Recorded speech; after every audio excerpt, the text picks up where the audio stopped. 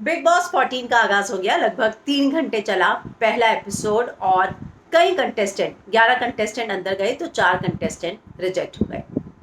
इस बार जिस तरह के कंटेस्टेंट को लिया गया है ऐसा लगता है कि मानो एंटरटेनिंग सीजन होने वाला है। सबसे बड़ी बात, बिग बॉस 13 इतना सक्सेसफुल था कि आपको उसको टक्कर देने के लिए आप हर सीजन को ऊपर लेकर जाते हैं। इस बार कोरोना भी है, कोविड भी है, उसके बावजूद जो है लोगों में वो एंटरटेनमेंट फैक्टर बनाए रखना, पकड़ बनाए रखना बहुत मुश्किल है। इसीलिए इस बार का जो सिलेक्शन कंटेस्टेंट का था वो बहुत सोच समझ कर किया जाना था और देखकर लगता है कि ठीक है, लेकिन कंपैरेटिवली पिछले साल के मुझे इस साल सीजन के अगर मैं कहूँ तो इतने फेसेस नहीं नजर आए जितना मुझे पिछले साल में नजर आए थे। 3 तूफानी सीनियर्स हैं, सिद्धार्थ शुक्ला, गौहर खान, हिना खान। इस साल के सीजन में भी बिग बॉस 13 के आसिम छाए रहे, उनका जिक्र हुआ और खुद सलमान खान ने उनको याद किया। तो अगर मैं बात करूं सिद्धार्थ शुक्ला के एग्रेशन की, हर किसी ने चर्चा की और साथ में रश्मि देसाई का भी जिक्र हुआ, जो वो जैस्मिन भसीन की वजह से दोनों की दूरियां बनी, वो जो बात आई थी वो आर्टिकल के जरिए। सबसे पहले कंटेस्टेंट पर हम एक एक करके चलते हैं कि एजाज खान के बारे में आपको क्या लगता है। मुझे लगता है कि सिंपल मैन है, स्ट्रेट फॉरवर्ड है और जो पसंद है पसंद है, जो नहीं पसंद नहीं पसंद है। तो उस तरह के मुझे वो शख्स लग रहे हैं, कंटेस्टेंट लग रहे हैं। मुझे लगता है कि वो आगे तक जाएंगे। रुबीना, अभिनव, दोनों को अलग कर दिया गया। सबसे पहले बात करूंगी निक्की की, क्योंकि एजाज के बाद निक्की की एंट्री हुई थी। निक्की स्टेज पर काफ़ी एंटरटेनिंग लगी। नो डाउट मुझे लगा कि बिग बॉस 13 की शहनाज को अगर कोई रिप्लेस कर सकता है तो वो निक्की है। लेकिन अंदर जाने के बाद मुझे निक्की का एक अलग चेहरा नजर आया। ऐसा लगा कि निक्की ये वो निक्की नहीं है जो स्टेज पर सलमान खान के साथ थी, जो ये बता रही थी कि वो बहुत हॉट है, उसे लड़कों का दिल तोड़ना पसंद है, हर चीज़ को बहुत कैजुअली, उसको चुप रहना बिल्कुल पसंद नहीं, उसको बातें करते रहना पसंद है और उसको खुद के लिए एंटरटेनमेंट चाहिए, उस तरह की लड़की लगी। लेकिन अंदर जाने के बाद मुझे ऐसा लगा, क्योंकि आप देखेंगे जो मैंने कल की झलक देखी, सब आपस में ग्रुप बनाकर बैठे हैं लेकिन निक्की थोड़ा अलग बैठी है। तो क्या वो मिक्स नहीं हो पा रही? हालांकि ये बहुत जल्दी होगा बोलना, क्योंकि अभी तो शुरुआत हुई एपिसोड की। लेकिन निक्की मुझे जैसी स्टेज पर थी वैसी घर के अंदर नहीं लगी। नेक्स्ट, अभिनव और रुबीना, बहुत ही मस्त कपल लगे मुझे। और जिस तरीके से रुबीना के हस्बैंड अभिनव ने बोला कि जब घर के झगड़ों को इतना बड़ा कहती है, तो मैंने कहा चलो बिग बॉस में जाते हैं, तो पता चलेगा कि असली झगड़े होते क्या हैं। लेकिन दोनों को सेपरेट कर दिया तूफानी सीनियर्स ने और अंदर चले गए अभिनव और रिजेक्ट पहली कंटेस्टेंट जो इस बार हुई तो वो थी रुबीना। जैस्मिन जैस्मिन जैस्मिन आने के बाद मुझे लगा कि हाँ, निक्की के टक्कर की कोई है जो एंटरटेनमेंट लेकर आएगी। और बहुत इनोसेंट, बहुत स्पष्ट उनका वो जो जवाब था जो उन्होंने सिद्धार्थ और रश्मि के बारे में दिया। हालांकि हिना खान अंदर बैठी थी, उन्होंने कहा कि मुझे लगता है कि उसको पर्सनल चीजें नहीं लानी चाहिए थी, लेकिन सिद्धार्थ शुक्ला ने तुरंत बोला कि देखो वो अपने आप नहीं लाई थी, सलमान खान ने उससे पूछा तभी जो है उसने वो जिक्र किया। सिद्धार्थ शुक्ला की यही बात बहुत अच्छी है, वो पर्सनली किसी चीज को नहीं लेते, वो चीजों का जजमेंट जो है बहुत अच्छे से करते हैं। उन्होंने उस सिचुएशन को देखा कि जैस्मिन भसीन इन सारी चीजों पर बात करना नहीं चाहती थी।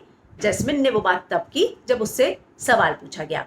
तो ये जो है मुझे बहुत अच्छा लगा कि जब हिना खान ने सवाल उठाया तो सिद्धार्थ शुक्ला ने जो जवाब दिया वो वाकई में एक जेंटलमैन वाला जवाब लगा मुझे। तो जैस्मिन भसीन मुझे लगता है कि लंबी जाएगा, मतलब बहुत दूर तक जाएंगी वो बिग बॉस 14 में।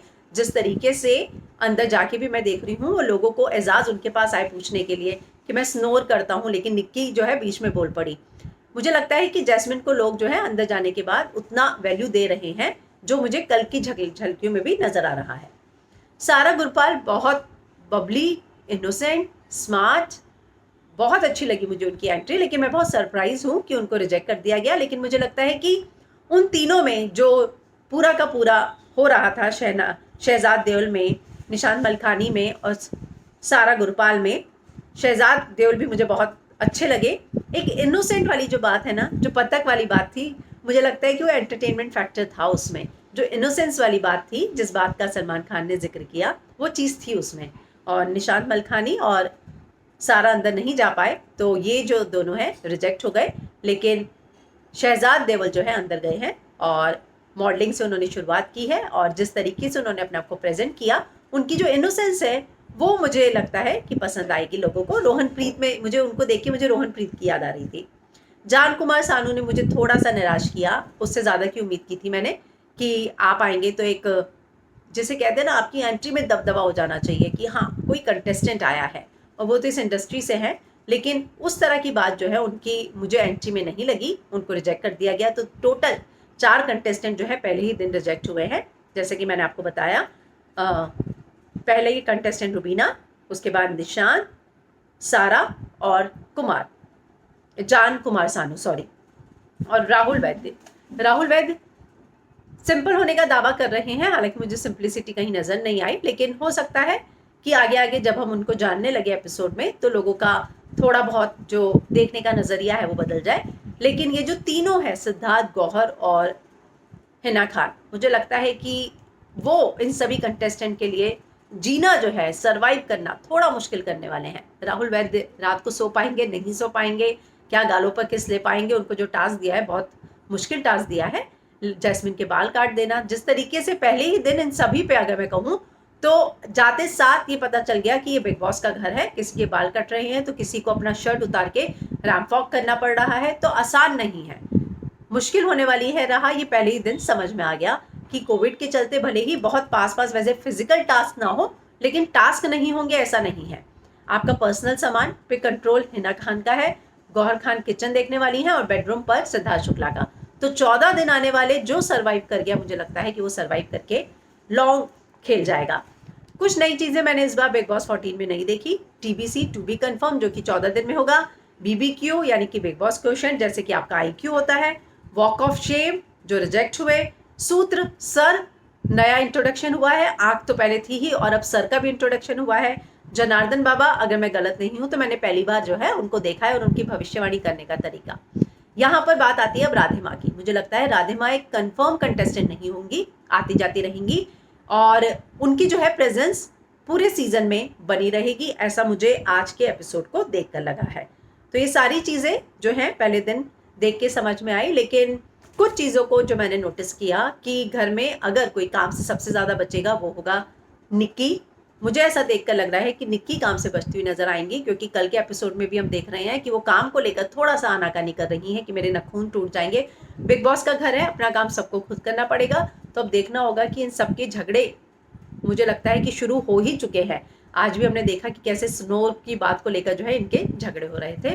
तो बिग बॉस 14 शुरू हो गया है, और अगर मैं इस पूरे सीजन को देखकर कुछ प्रेडिक्ट कर सकती हूँ तो मैं ये प्रेडिक्ट कर सकती हूँ कि मुझे इसमें जैस्मीन भसीन बहुत दूर तक जाती हुई नजर आ रही है, राहुल वैद्य दूर तक जाते हुए नजर आ रहे हैं, एजाज खान दूर तक जाते हुए नजर आ रहे हैं।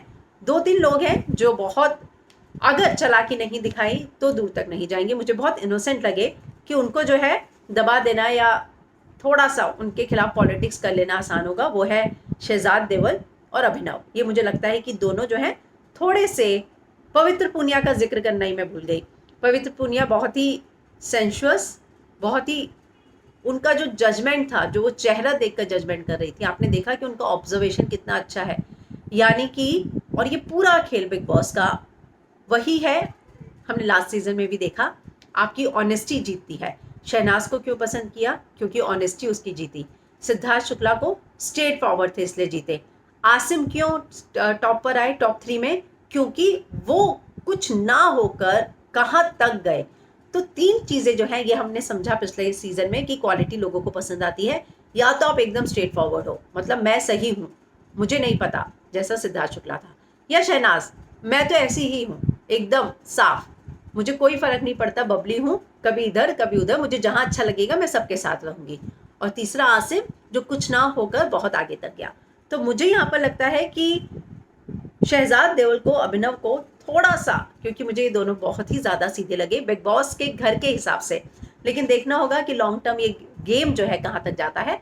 फिलहाल आज के एपिसोड को देखकर ये लगा कि अगले 105 दिन जो है एंटरटेनमेंट होने वाला है, और ये 4 कंटेस्टेंट का क्या होगा जिनको रिजेक्ट किया गया है वो देखना काफी दिलचस्प होगा।